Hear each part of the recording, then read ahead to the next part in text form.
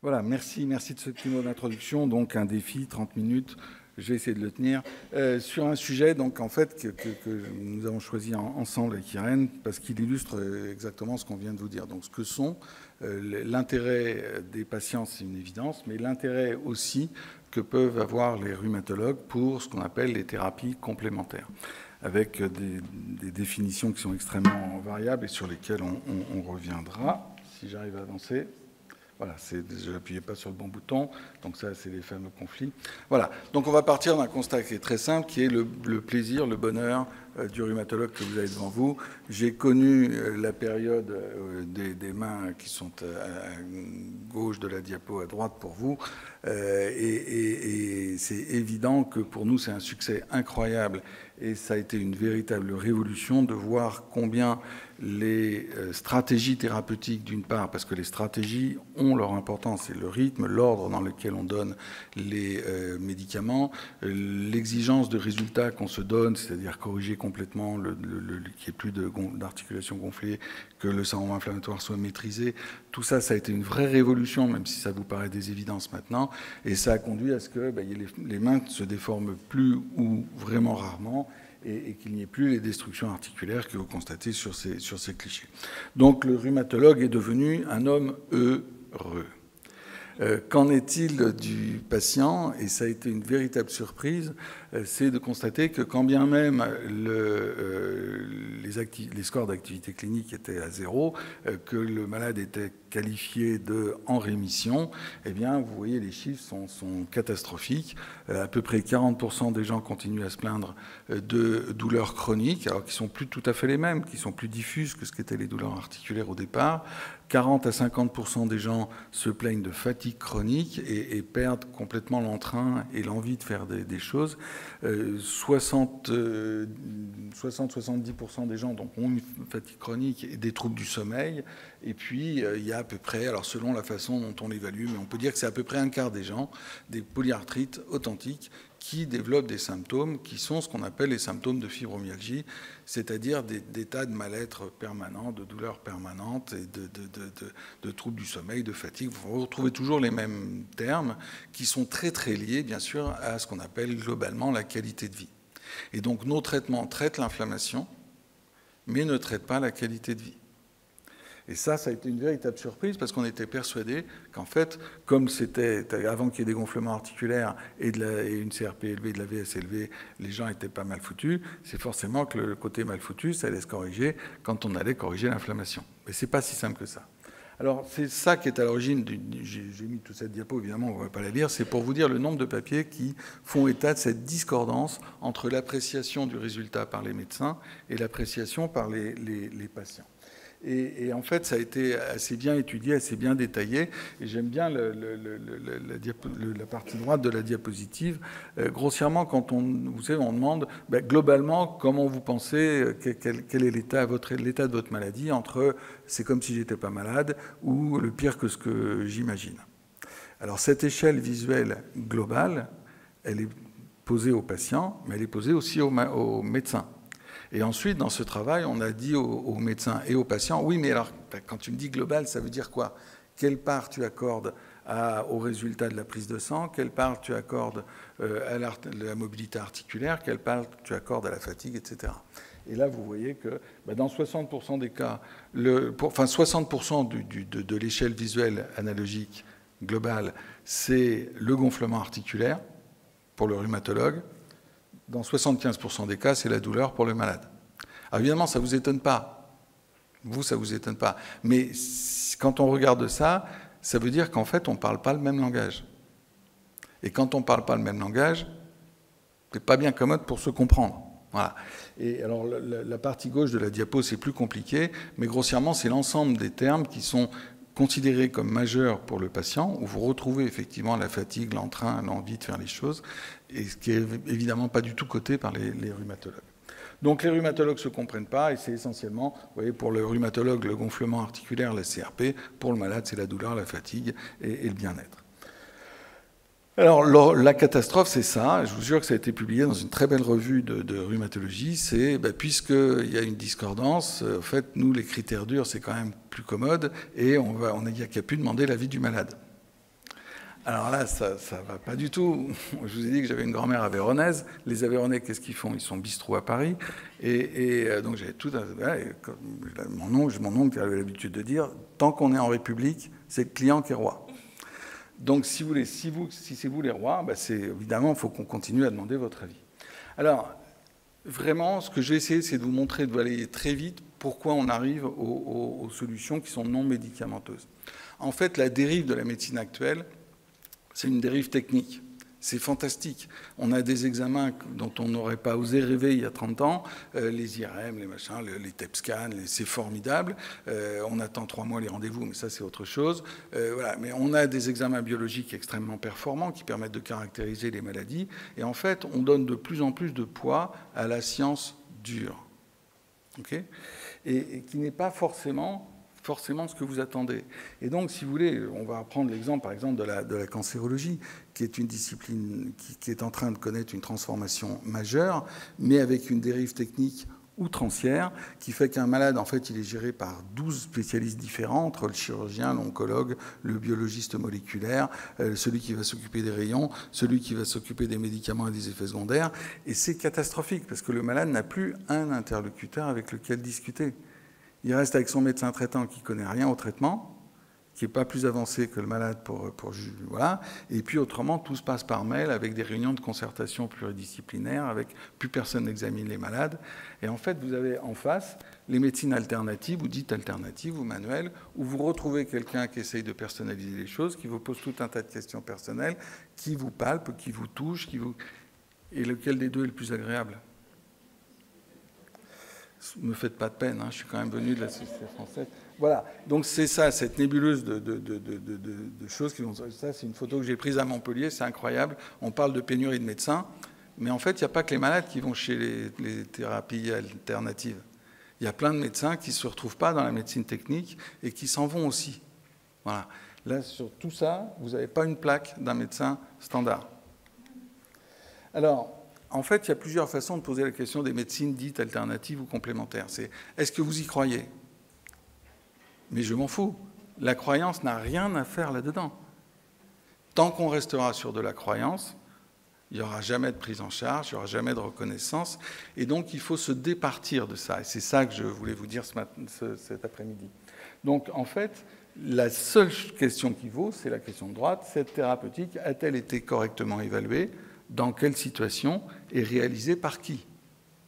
Voilà. Et en fait, il y a tout un tas de gens qui travaillent là-dessus depuis des années. Là, vous avez 2 personnes brillantissimes. Alors, Daniel Schwartz nous a quittés maintenant, mais Bruno Falissard, par exemple, qui est un polytechnicien, qui a fait Polytechnique, c'est un matheux pur et dur. Et à la fin, il a eu un truc à faire avec des médecins, alors qu'il était encore à Polytechnique.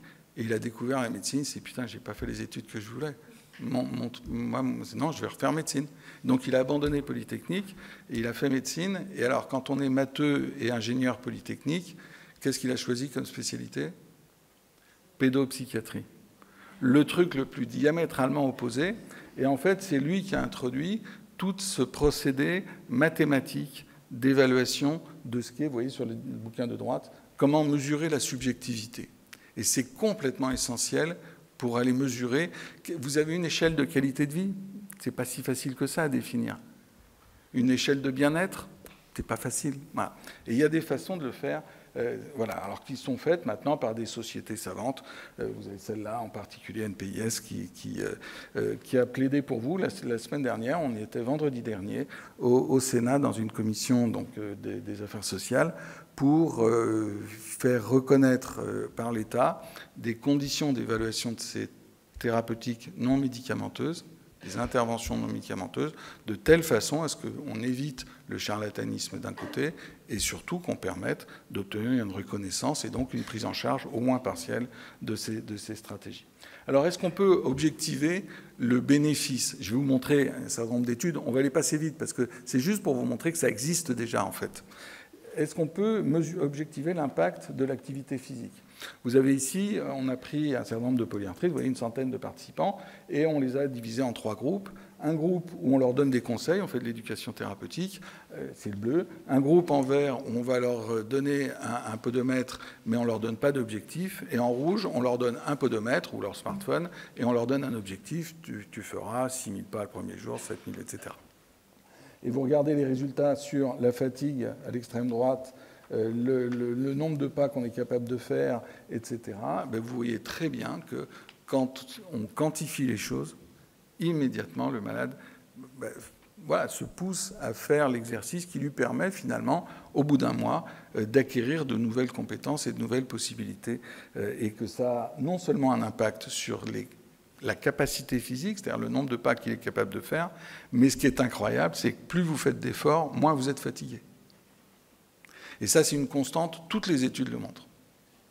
Voilà, donc ça, c'est une vraie nouveauté, et c'est un des grands credos pour les APA, les fameux APA qu'on propose à l'heure actuelle. Voilà un autre travail sur de l'exercice physique. Et regardez juste à droite, le HAQ, donc c'est Health Assessment Questionnaire, c'est un truc très global sur les capacités à entreprendre, à faire des choses dans la vie courante, qui est très, très significativement augmenté, amélioré par l'activité physique. La douleur, c'est significatif. La raideur, c'est significatif. La fatigue et les scores de sommeil, c'est très significatif.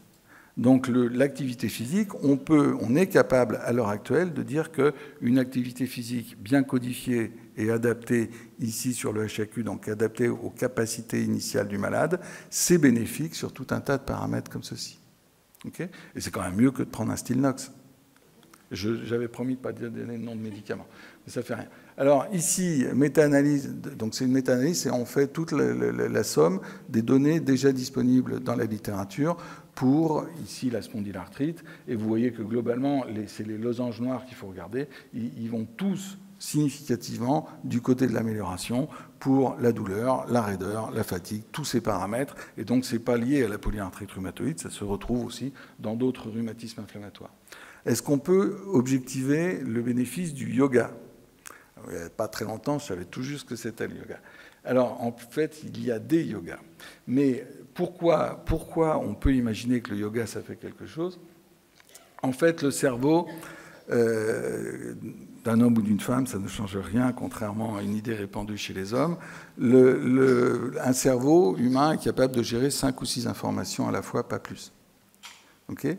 Si vous en avez une, c'est-à-dire la douleur qui vous occupe tout le raisonnement, vous êtes bloqué sur autre chose, pour aller vers autre chose. Si par contre, on vous bloque l'activité cérébrale sur un geste donné, on concentre sur le mouvement respiratoire, sur tout ce que vous voulez, eh bien, progressivement, vous occupez de plus en plus de place et il y a de moins en moins de place pour ce qui est la douleur chronique et la perception de la fatigue. L'idée générale, elle est là. Elle est là aussi pour la méditation. Et ça, eh bien, regardez ici, yoga basé sur la biomécanique dans l'arthrose. Donc ça veut dire que ce n'est pas n'importe quelle séance de yoga, ce n'est pas n'importe quel exercice de yoga, ce n'est pas du yoga culturel, c'est du yoga médical, adapté à la pathologie, adapté à ce que peut faire le patient. Et en rouge, vous voyez les scores d'amélioration de la douleur, les scores d'amélioration de la fonction et les scores d'activité physique. Ça marche beaucoup mieux que la rééducation classique et ça marche beaucoup mieux que la méditation ou que l'éducation thérapeutique simple. Même chose ici, donc on va aller très vite. Yoga par rapport à des exercices de kiné traditionnels, ça marche mieux et le résultat est plus stable dans le temps. Ça ne veut pas dire qu'il ne faut pas faire de kiné, hein, ce que je vous dis, c'est autre chose. Mais vous voyez qu'il y a la place pour des choses qui sont considérées actuellement comme inhabituelles. Ici, dans la polyarthrite, ça c'est très marrant, on prend des polyarthrites qui vont globalement pas si mal, mais elles ne sont pas en rémission. On tire au sort les patients dans 2 groupes. Un groupe qui va continuer le traitement comme d'habitude et qui a un petit peu d'éducation thérapeutique, et un groupe à qui on fait faire du yoga, et un yoga qui est encore une fois adapté à la situation, à la pathologie. Et là, vous voyez, on va s'intéresser aux critères durs du rhumatologue, puisque je suis désespérément rhumatologue, et donc à l'inflammation. Eh bien, vous voyez que l'inflammation, à chaque fois, vous avez le groupe yoga, le groupe témoin. Ça ne bouge jamais chez les témoins, avant-après. En rouge et en vert, c'est avant-après. Ça ne bouge jamais chez les témoins. Regardez chez les patients qui ont fait du yoga. ISR, c'est la vitesse de sédimentation. CRP, la protéine C-réactive, vous savez ce que c'est. Les taux d'interleukine, les taux de TNF diminuent avec le yoga. Donc là, c'est du critère de rhumatologue. Vous regardez les biomarqueurs, tout ce qui concerne l'activité cérébrale, ce qui fait la plasticité des neurones, parce que c'est un des grands trucs, c'est que maintenant on commence à comprendre comment ça marche. Pareil, ça s'améliore avec le yoga, ça ne bouge pas quand on ne fait pas de yoga. Et puis, sur les scores de dépression, là, le bénéfice, il est majeur. Alors, le yoga sur la fatigue, regardez la colonne, les petits P, plus c'est bas, plus c'est très significatif la différence entre un groupe qui est exposé au yoga et un groupe qui n'a qu'une éducation thérapeutique conventionnelle. Regardez les valeurs, à la fois sur les scores de fatigue et sur les scores de dépression. Est-ce qu'on peut objectiver l'ostéopathie? C'est-à-dire la mobilisation d'une articulation. Voilà. Eh bien, c'est fait dans la lombalgie commune, bien sûr la lombalgie banale, hein, la lombalgie de tous les jours, qu'elle soit aiguë ou chronique. Il y a plein d'études, quand on fait la méta-analyse, ça sort de façon très significative. Il n'y a pas de problème. Donc quand c'est fait par un bon professionnel qui sait trier les malades et être sûr que c'est une lombalgie commune, eh bien le résultat est là, c'est probant, c'est publié dans les meilleures revues internationales. Ici, dans les douleurs de la grossesse ou les douleurs du postpartum, c'est très significatif, notamment les manipulations, par exemple, du bassin dans les douleurs du postpartum chez la femme. Il n'y a pas de problème, c'est vérifié, c'est fait par des études qui sont d'une validité scientifique parfaite, et donc on peut reconnaître l'ostéopathie dans ces situations. Est-ce qu'on peut objectiver l'impact de la stimulation vagale? Alors, je ne vais pas vous dire comment on fait la stimulation vagale, parce que là, c'est un peu féroce. On met un tour de spire électrique autour du glomus carotidien dans ce travail. Il est hors de question qu'on fasse ça chez vous, je vous promets. Mais vous avez... Alors, je vais me déplacer, tant pis. Je ne sais pas s'il y a un pointeur. Non. Si, formidable.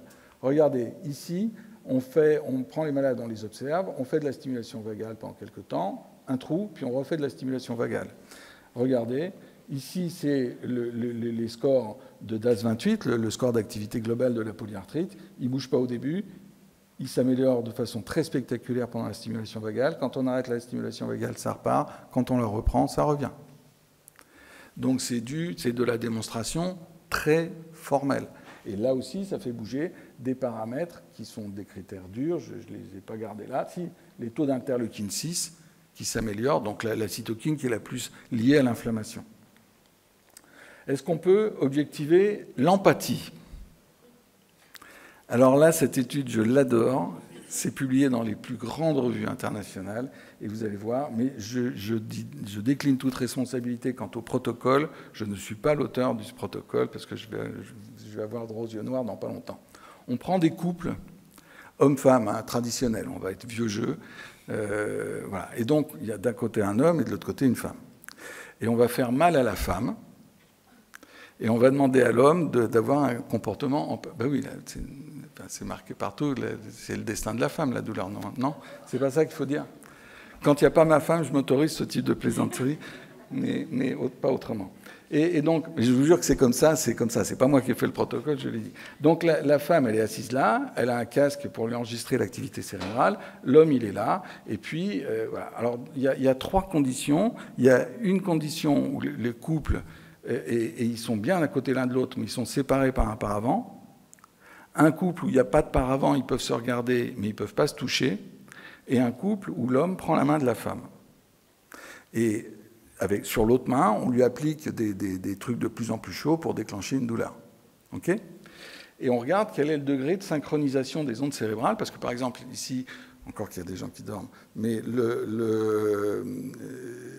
autrement, quand vous m'écoutez, si vous voulez, moi, j'ai une activité cérébrale, et en fait, si on enregistrait nos activités cérébrales réciproques, il y a des séries d'ondes qui se synchronisent parce que vous écoutez mon langage et que j'essaye de déclencher votre attention.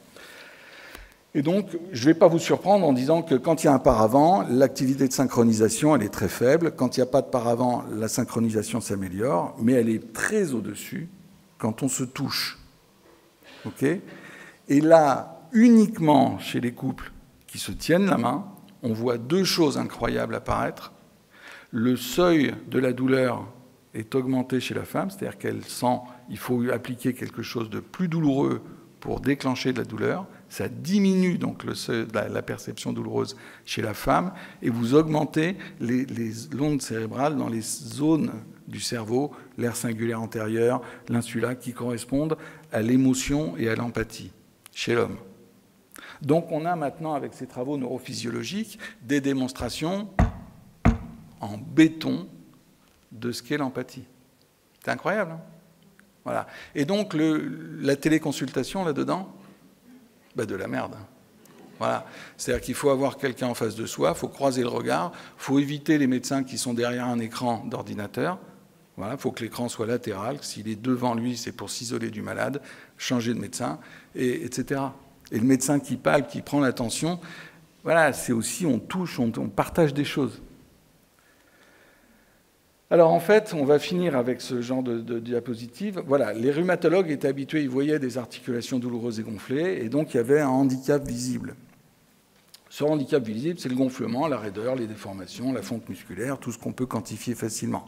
Et pendant des années, on s'est intéressé qu'à ça. Mais vous savez bien qu'il y a un deuxième handicap, qui est le handicap invisible. C'est les douleurs qui deviennent de plus en plus perceptibles pour des événements moindres, ou c'est ce qu'on appelle la sensibilisation à la douleur, la fatigue, les troubles du sommeil, les troubles cognitifs, la difficulté à se concentrer, etc. Comment voulez-vous que je vois ça, moi, en tant que médecin? C'est pas possible. Voilà. Sauf si on pose très clairement les questions. Et ça, il va falloir qu'on s'y habitue. Et pourtant, quand il y a ces troubles, eh bien, ça évolue vers de l'anxiété, de la dépression, les fameux syndromes de stress post-traumatique. Ça évolue vers des altérations de la qualité de vie, des activités physiques réduites, tout ce que vous voulez. Vous allez vers ça. Si vous croyez moins aux résultats, voilà, ça veut dire que vous prenez aussi moins bien vos médicaments. Et puis, si vous avez une espèce de stress permanent, le stress déclenche une réaction inflammatoire. Et qu'en fait, si on ne s'occupe pas de ce qui est en bas, eh bien, ça va réactiver ça. OK ? Et donc, en fait, il faut que nous, médecins, nous intéressions bien sûr à ça dans un premier temps, mais qu'on se pose ces questions-là et qu'on vous les pose. Et si le rhumatologue ne vous les pose pas, il faut que vous en parliez. Parce qu'il faut désormais que le rhumatologue s'intéresse à ça. Et c'est la prise en compte dès qu'on voit apparaître ces troubles, eh bien, c'est là que les interventions non médicamenteuses trouvent toute leur place. Excusez-moi. Oui. Vous pouvez nous expliciter INMS que vous avez mis? INM, intervention non médicamenteuse, ce sera le nom officiel. Ça vaut ce que ça vaut, mais habituez-vous à ce terme parce que ce sera la dénomination officielle. Intervention non médicamenteuse. Merci. Alors, grossièrement, j'aurais dû mettre intervention non médicamenteuse ici et pas thérapeutique non pharmacologique, mais enfin, ça veut dire la même chose. Et ici, les thérapeutiques pharmacologiques classiques. Les produits, mes anti-TNF, mon méthotrexate à moi, voilà, ça marche bien sur l'inflammation, ça marche sur la douleur de départ, moins sur la douleur quand elle évolue vers quelque chose de la sensibilisation, un peu moins bien sur la fonction, mal sur la qualité de vie, pas ou peu sur la fatigue. En fait, les thérapeutiques non pharmacologiques, elles font exactement le contraire. Sur l'inflammation, je vous ai montré que ça avait un impact. Enfin, ça a d'abord un impact sur la fatigue, la qualité de vie, le reste. Et donc, vous voyez bien que si on prend en fait l'ensemble en considération, eh bien, on va beaucoup mieux répondre à tout un tas de situations vécues par nos patients que si on tient compte que de la donnée pharmacologique. Alors voilà, en conclusion, ce que je vous propose, les thérapeutiques non médicamenteuses ou les interventions non médicamenteuses, contrairement à ce qu'on croit souvent, elles reposent maintenant sur des bases physiopathologiques précises. Les neurosciences nous ont apporté énormément de choses ces 10 ou 12 dernières années. Elles font l'objet d'études dont la méthodologie répond aux exigences scientifiques grâce aux sociétés savantes qui ont été construites. La Société française est partenaire de ces groupes et les associations de malades seront sollicitées pour être associées à ces groupes de réflexion. Elles sont actuellement reconnues par la HAS, déjà depuis une dizaine d'années, et elles peuvent parfaitement s'intégrer dans une stratégie de soins, on a pu mettre au pluriel, globale, qui associe des interventions médicamenteuses et non médicamenteuses. Et ça améliore énormément de choses, et le premier des trucs que ça améliore dans l'expérience que j'en ai, c'est déjà le dialogue qu'on a avec les malades, qui voient qu'on s'intéresse à autre chose que simplement le résultat de la prise de sang et du taux de la CRP. Voilà, donc ignorer ces techniques pour un rhumatologue, c'est catastrophique, parce qu'en fait, ça veut dire qu'on ne prend en compte qu'une partie du problème posé, et que d'autre part, si le malade ne trouve pas la réponse chez son rhumatologue ou son médecin traitant habituel, qu'est-ce qu'il va faire ? Eh bien, comme 80 à 90% des malades de cancérologie, il va aller voir des papouillothérapeutes, des trucs. Alors, de temps en temps, il tombe bien, c'est quelqu'un qui le fait sérieusement, mais de temps en temps, il ne tombe pas bien et c'est quelqu'un qui le fait mal. Voilà. Et donc, on a, nous, tout intérêt à se saisir de ces sujets. Et voilà, j'espère que celui-là, quand il sera grand, parce que c'est le dernier petit Chaverbeck de la semaine dernière, que tout ça, ces questions, ne se les posera plus et qu'elles seront parfaitement intégrées à la médecine conventionnelle. Je vous remercie. Félicitations. Oui.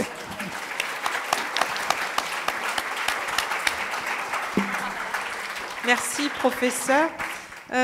Avant d'entamer les échanges avec la salle, je voudrais vous poser une question. Vous avez parlé au début de votre intervention de la rémission. Donc maintenant, on sait que c'est un des objectifs des rhumatologues avec les traitements actuels.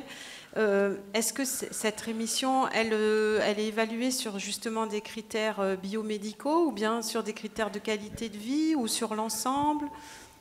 Alors, je pense qu'en fait, c'est typiquement là-dessus qu'il va falloir qu'on travaille. Je pense que je ne suis pas en train de vous dire qu'il faut qu'on arrête complètement les critères durs. Mais si vous voulez, il y a un objectif crucial qui est celui de mettre le malade en rémission de sa maladie inflammatoire. J'ai vu qu'il y avait une association de la maladie de Crohn, muqueuse cicatrisée. Est-ce que la muqueuse cicatrisée, ça veut dire que le malade, il est parfaitement bien ? Bien sûr que non. Mais si vous voulez, si on ne commence pas par la muqueuse cicatrisée, par les articulations dégonflées et un contrôle de l'inflammation sanguine, on n'arrivera jamais à rien. Et donc, si vous voulez, ce qu'il va falloir en fait avoir maintenant, c'est deux objectifs, qui sont, un, l'objectif dur, et donc la rémission sur des critères durs, mais ne pas s'arrêter là. Et une fois qu'on a la rémission sur des critères durs, travailler sur tout le reste. Parce que c'est ça qui va amener le malade au bien-être, qui fait qu'il adhère bien au traitement, finalement que tout s'améliore. Et donc je pense qu'il faut vraiment garder ces deux objectifs en tête. Très bien. Vous pouvez revenir là, si vous voulez, pour les questions. Merci, professeur Chaverbeck. Donc, merci de votre attention.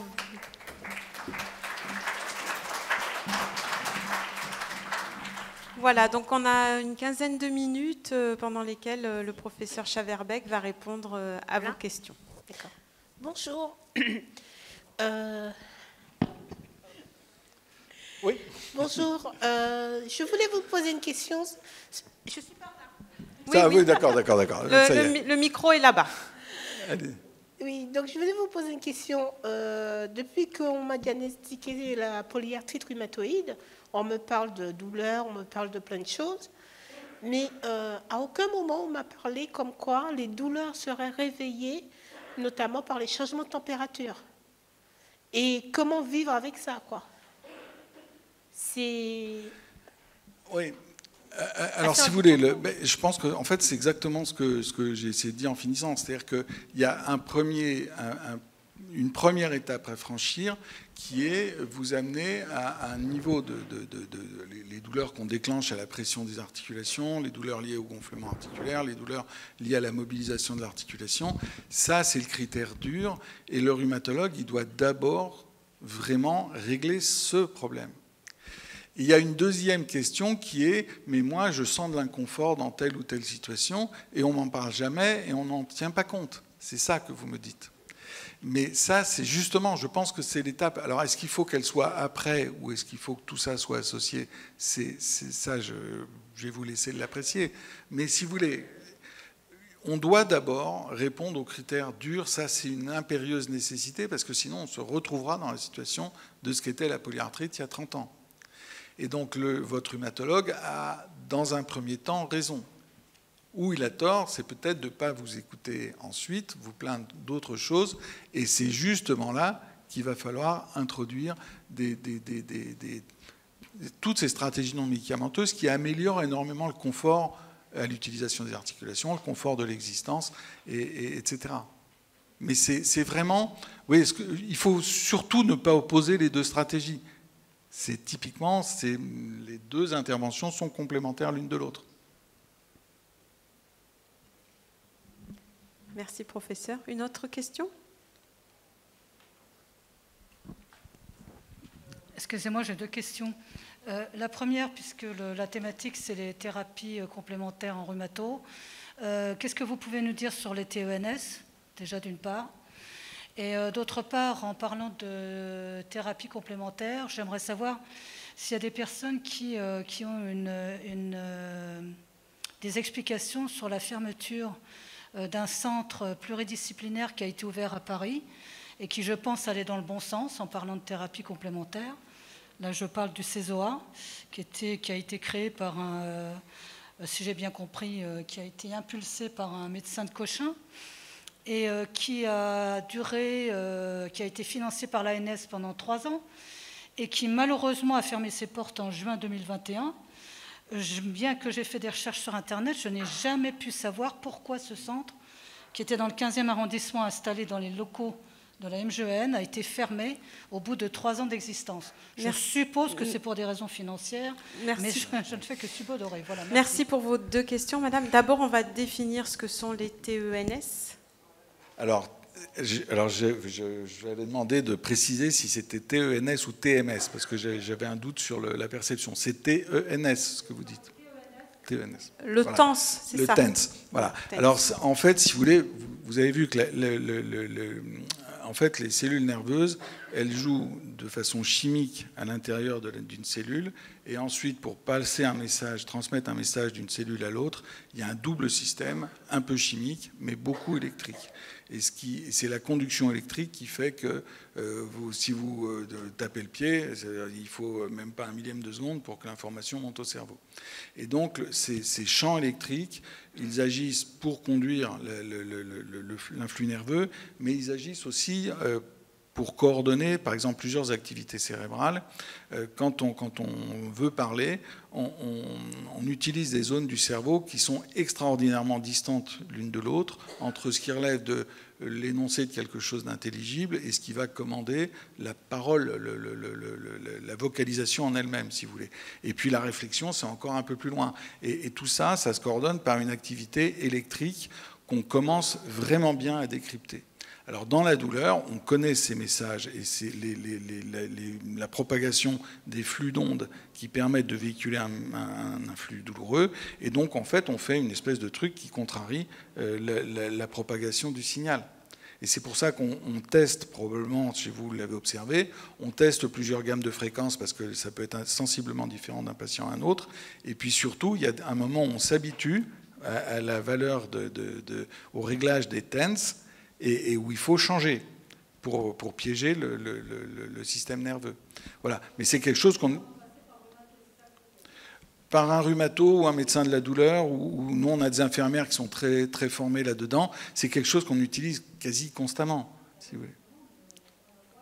On peut les avoir sur Internet, hein, mais...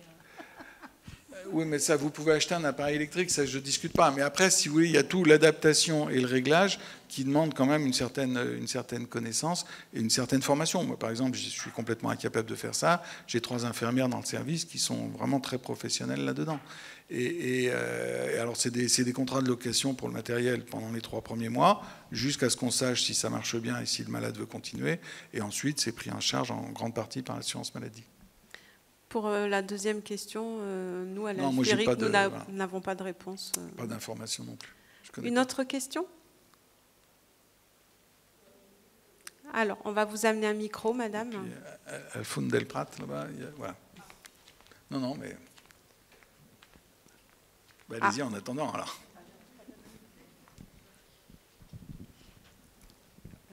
Écoutez, j'ai une question.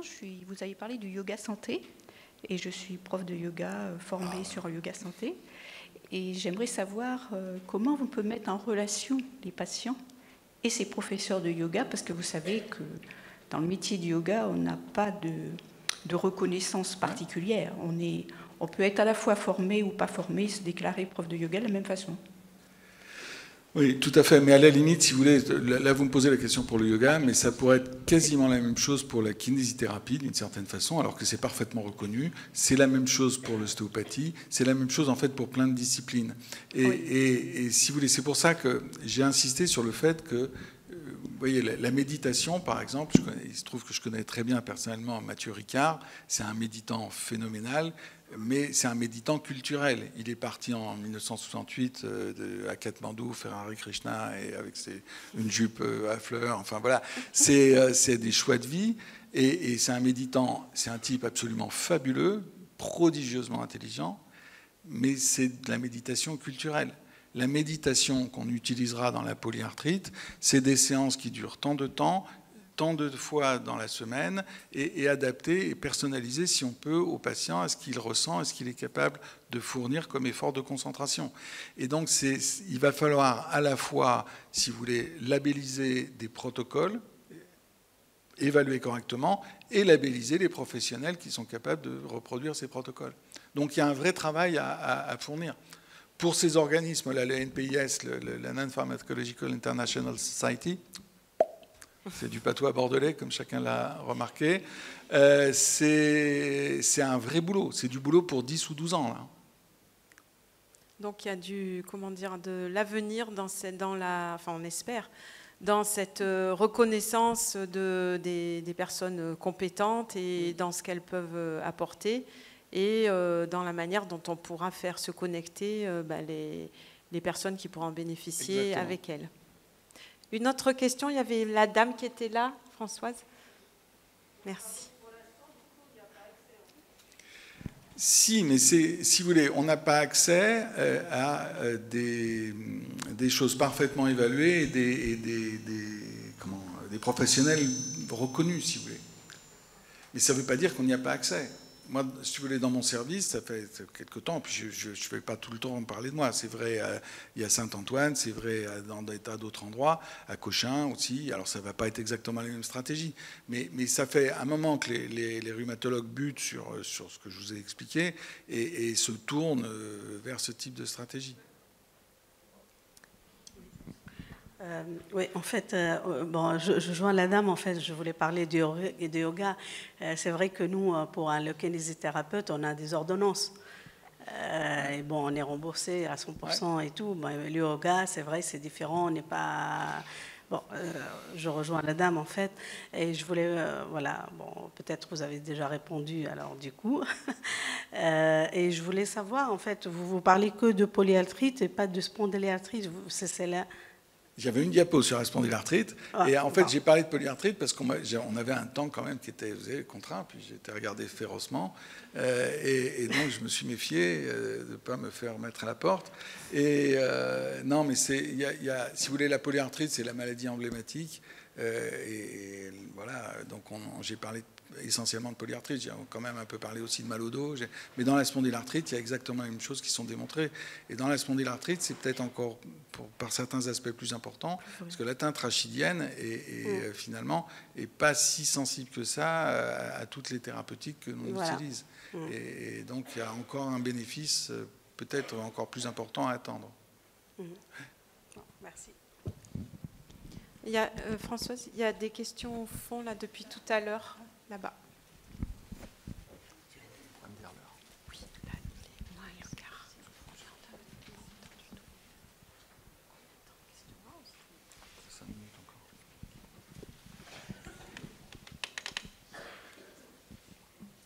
Bonjour. Bonjour. On m'a parlé de cohérence cardiaque pour stimuler le nerf vague. J'aurais voulu savoir si on peut le considérer comme une thérapie complémentaire et si ça pouvait aider pour soulager un RIC. Alors c'est marrant que vous me posiez cette question parce qu'en fait, quand j'ai préparé le topo, j'avais 2 parties et j'en ai enlevé une parce que c'était trop long. Et ce que j'ai enlevé, c'était tout centré sur la gestion du stress, que ce soit un stress infectieux, un stress psychologique, un stress inflammatoire. C'est géré par le cerveau et le système endocrinien exactement de la même façon. Et ça passe notamment par l'équilibre entre un nerf qui, grossièrement, vous met en situation d'alarme, qui est le sympathique, celui qui souffre avec vous, et un nerf qui, grossièrement, vous fait roupiller quand vous avez pique-niqué à l'ombre du saule, il fait chaud, vous êtes à côté d'une rivière, vous n'avez qu'une envie, c'est de dormir. Et le nerf vague, il fout tout en sommeil, il diminue le rythme cardiaque, le rythme respiratoire, il vous met quasiment en hypnose ou voilà, c'est ce qui fait dormir les ours l'hiver dans leur grotte. Et il s'occupe que d'un truc, c'est de faire fonctionner le tube digestif. Voilà. Et tout le reste est mis en sommeil. Et la stimulation vagale, on en a parlé là, un petit peu avec une expérimentation dans la polyarthrite rhumatoïde, c'est un des trucs probablement qui est... c'est une boîte qu'on est en train d'ouvrir. Et on ne sait pas encore parfaitement bien utiliser cet outil. Mais c'est certainement un outil majeur pour le contrôle de l'inflammation résiduelle qui nous empoisonne et qui n'est pas parfaitement contrôlée par nos médicaments, nous en tant que médecins, et pour les malades, de gérer tout un tas de choses qui sont liées au stress perçu, qui sont très mal contrôlées par les médicaments et qui seront beaucoup plus mieux probablement contrôlées par effectivement ces stimulations, mais qu'il faut faire avec intelligence, parce que vous parliez du rythme cardiaque, évidemment, c'est ce qui va faire créer aussi des situations syncopales. Et donc, si vous voulez, par exemple, quand on stimule le glomus carotidien à droite, il est directement axé sur le cœur, et là, on peut mettre les gens en pause, mais en pause sérieuse, quoi, en pause où on perd la conscience. Alors que si on fait de la stimulation vagale au niveau de la conche de l'oreille gauche, alors que ça peut paraître paradoxal parce que c'est du côté du cœur, eh bien, il n'y a quasiment pas d'activation sur le cœur. Et donc, si vous voulez, il y a tout ça, il va falloir qu'on l'apprenne, et qu'on l'apprenne en plus en l'intégrant dans nos stratégies thérapeutiques. Mais c'est des choses sur lesquelles on travaille beaucoup. Vous avez un collaborateur, par exemple, qui s'appelle Jérémy Selam, qui travaille ici à l'hôpital Saint-Antoine, donc pas très loin d'ici, et qui a énormément travaillé sur ce sujet. Donc oui, on regarde ça de très près. Merci, professeur. Une dernière question. Allez. Bonjour, moi je suis venue à ce salon avec une grosse question, c'est-à-dire les effets secondaires, notamment des troubles digestifs. Mais suite à votre conférence, j'ai quasiment les réponses. Je pense que je vais avoir besoin de trouver un rhumatologue qui, comme vous, peut entendre que j'ai des effets secondaires très importants. Parce que en l'espace de 8 mois, mon rhumatologue étant parti, j'en ai vu 2 autres, tous m'ont dit ça n'a rien à voir. Et j'ai le même traitement, un que vous avez cité, méthotrexate, depuis 4 ans bientôt, à la même dose. Voilà. Bon, alors, si vous voulez, en fait, vous allez voir, de votre question, il y a 2 questions dans la question. Un, est-ce que les effets secondaires, il faut en tenir compte? Est-ce que les effets secondaires peuvent évoluer au fil de l'eau, au fil du temps? C'est-à-dire que vous le supportiez bien au début, puis maintenant vous ne pouvez plus le supporter, et rien qu'à regarder la boîte, vous avez mal au ventre. Ben, oui, ça existe, ça se voit, et à ce moment-là, il faut changer de produit, point. Voilà. Mais il y a un deuxième aspect qui est très lié à la question précédente et à la gestion du stress. Normalement, la sensibilité, si vous voulez, vous avez appris à l'école qu'il y a 5 sens. La vue, l'ouïe, l'odorat, le goût, le toucher. Voilà. En fait, il y en a à peu près, probablement 3000. Il y en a bien plus que ça. Il y a le sens de l'équilibre, la proprioception, le sens de position dans l'espace. Vous avez dans les muscles des capteurs pour mesurer la quantité d'oxygène, la quantité de bicarbonate, l'acidité. Vous avez des capteurs dans le sang pour mesurer le sucre. Le sucre, vous mangez une chocolatine. Ici, on dit pain au chocolat. À Bordeaux, ça coûte 2 fois plus cher quand vous demandez pain au chocolat. Et donc, vous mangez une chocolatine, le sucre, le taux de sucre monte dans le sang, le vague le renifle parce qu'il a ses capteurs, l'information monte au cerveau, il y a une information qui redescend vers le pancréas, fabrique-moi de l'insuline.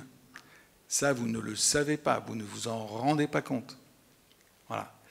Et vous en rendez pas compte parce qu'il y a un petit appareil à la base du cerveau qui fait un filtre entre ce qui va aller à la conscience, ce qu'on a besoin de faire parvenir à la conscience, et ce qui ne va pas à la conscience. Là, pour l'instant, vous ne sentez pas que votre cœur bat. Et pourtant, je vous assure, enfin, j'espère, il bat. Dans quelles circonstances vous sentez que votre cœur bat? quand vous avez une émotion forte ou quand vous avez couru comme un dératé et que vous êtes complètement à bout de souffle. Et là, c'est parce que le sympathique vous met tout en alarme et ouvre ce filtre qui fait parvenir les choses à la conscience. Ce filtre, ça s'appelle l'insula. C'est le truc qui filtre l'interoception, les perceptions de l'intérieur de l'organisme. Et il y a tout un tas de situations. Si vous voulez, par exemple, le malade fibromyalgique. Voilà, le truc que les rhumatologues n'aimaient pas du tout, voilà, parce qu'on ne savait pas trop quoi y faire. En fait, c'est je me sens pas bien, j'ai l'impression tout le temps d'être essoufflé, tout le temps d'avoir mal au ventre. Dès que je mange un truc qui me tord les boyaux, c'est catastrophique. J'ai tout le temps envie de faire pipi. Comme si j'avais du brouillard tout le temps. S'il y a trop de lumière, ça me fait mal. Voilà. Toutes ces sensations, on sait maintenant que c'est complètement lié. On voit s'allumer à l'IRM fonctionnel, on voit s'allumer l'insula qui laisse passer tous les messages interoceptifs. Et à ce moment-là, vous prenez conscience de tout un tas de trucs qui vous affolent complètement. Voilà. Et donc, derrière ce que vous dites, il peut y avoir un vrai effet secondaire du produit, et puis il peut y avoir ces troubles de l'interoception qui sont très liés à la douleur chronique et qui doivent aussi être pris en compte, mais pas de la même façon. Les douleurs, ça va... Enfin, parce qu'au début du traitement, ça avait bien calmé les choses. Et puis, voilà, je fais la marche, le qigong, la méditation, la respiration au parc, enfin, voilà. Donc, j'avais l'impression d'assez bien gérer cette maladie. À ce moment-là, il faut changer le produit. C'est le produit qui colle plus. Non, vraiment, ça va en s'aggravant. Okay.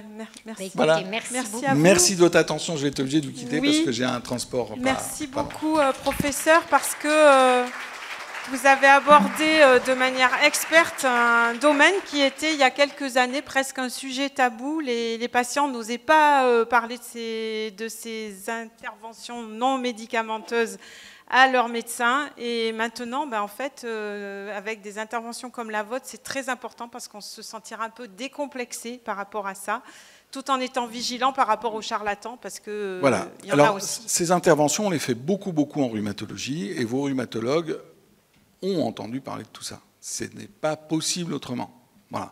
Et donc maintenant, je pense que les gens vont être naturellement beaucoup plus ouverts à ce type de communication. Merci encore, très bonne fin de congrès. Poursuite.